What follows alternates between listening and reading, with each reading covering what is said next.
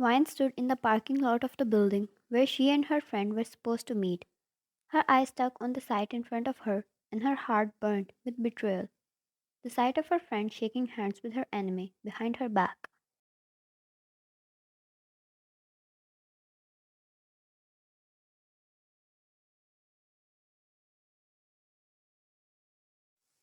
Vine was a smart student, always scoring top grades with the best possibility to be accepted anywhere she wanted to go. But her friend selling her notes to her own enemy was beyond betrayal, especially after knowing the academy she wanted to enter only accepted one student from each school.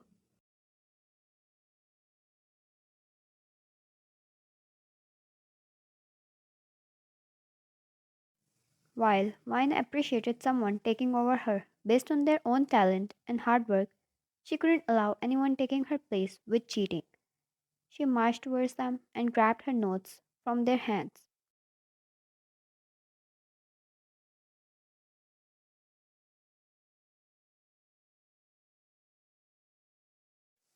Emma, Vine, you're here already? Her friend looked shocked. Vine, they're mine, and by the way, we're over. She spat at Emma without looking once at Rosie, her enemy, and marched away.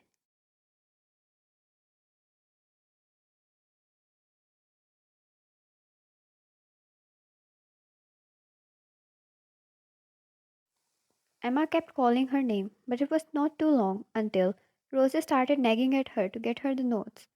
Vine laughed out of anger as she stepped out of the parking lot and dumped her notes in the trash can after tearing them apart to pieces.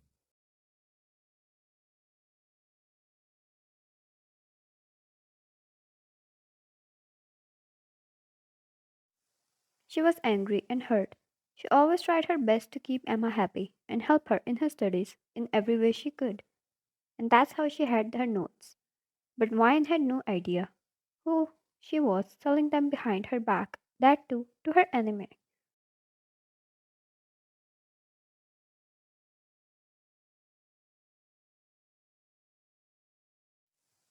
She sighed and blinked her eyes, decided to go back to her home, her mood ruined and her heart heavy.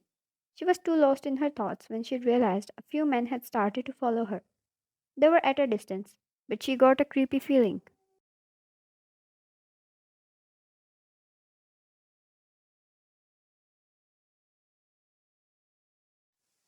She looked back a little and instantly picked up a pace, deciding to go to a public area.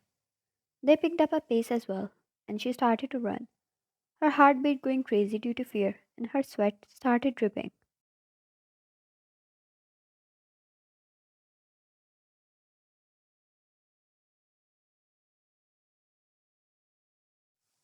She took out her phone with shaky hands but screamed when she was pulled into an alley, and her mouth was covered. Her eyes wide with fear, she struggled a lot to set free, but all was in vain when three men laughed disgustingly and pinned her down.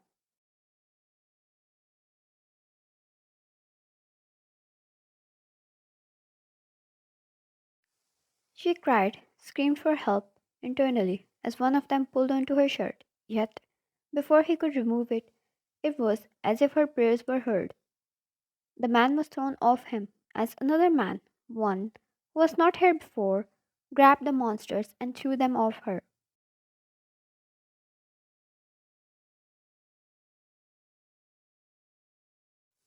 Vine crawled against the wall, shaking miserably, and hugged her back tightly while crying. She recognized the man first from his tattoos, then from his face when he turned towards her. It was him, the one she admired the most, her crush, Jungkook.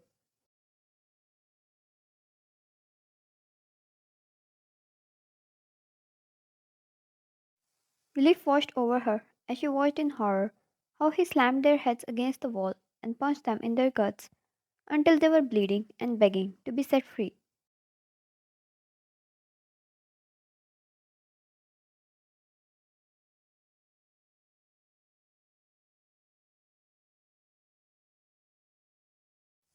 When he let them go, they ran away, on their hands and feet because they couldn't walk anymore. Jungkook had called the police and reported them of the whole situation. He was not letting those monsters escape in any way.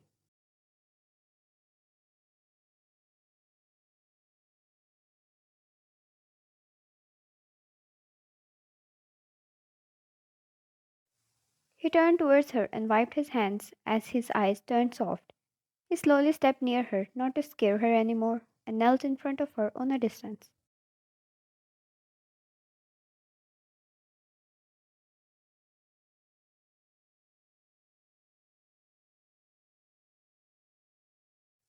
Jungkook, you're safe. I've got you. That was all she needed to hear before she started crying again, this time out of relief, and hugged him tightly. Jungkook stroked her hair and stayed there for as long as she needed until she calmed down.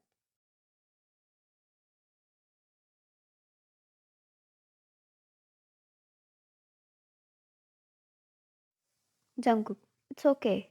No one will hurt you anymore. It took some time, but she stopped crying.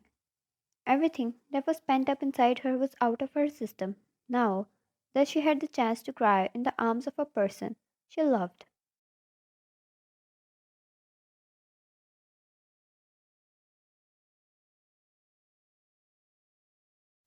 Jungkook, let me help you. He held her up and kept his arm around her. Wine didn't complain, and he took her towards his car. Jungkook, let me take you home and have some dinner. Your parents will be scared seeing you like this. She nodded and he held open the door for her.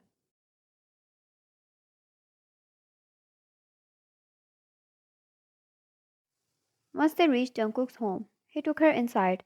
She was feeling much better now, feeling much safer in his presence. Once she took a look around, her wild imaginations were already imagining it as her own home.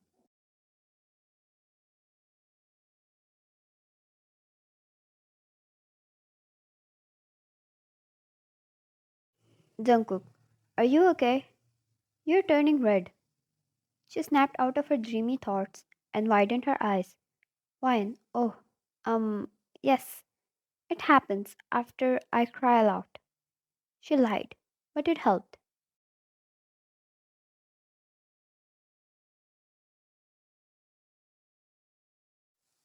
Jungkook, that's the washroom. You should freshen up, and if you need spare clothes, I can hand you some, although they might be quite big on you. Wine, if that's not a problem for you, these are quite dirty, and I just want them off. They disgust me. He nodded. Wine was glad he didn't mention the event again. She didn't want to talk about it at all.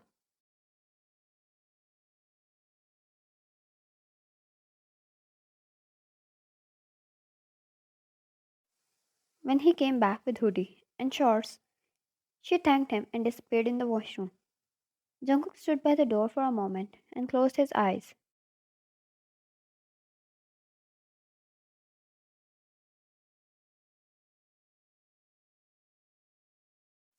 Jungkook, if anything happened to you, I would have killed them, brought them back to life, and killed them again 1,000 times.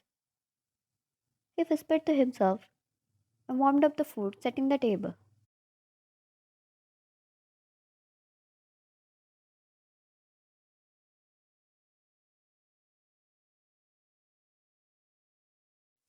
His phone rang and he picked it up. It was police, informing him they have caught the criminals. He thanked them and told them not to let them go without torturing them and cut the call.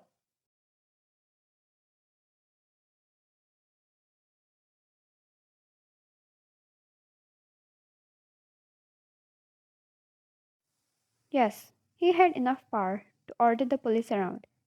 He might seem like a common student from the outside, but he was much more than that, much more twisted and dark.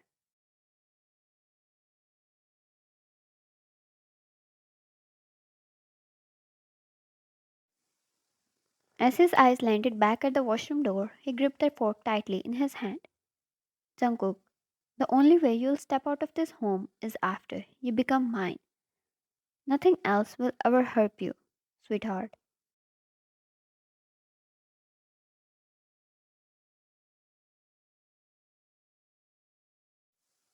To be continued.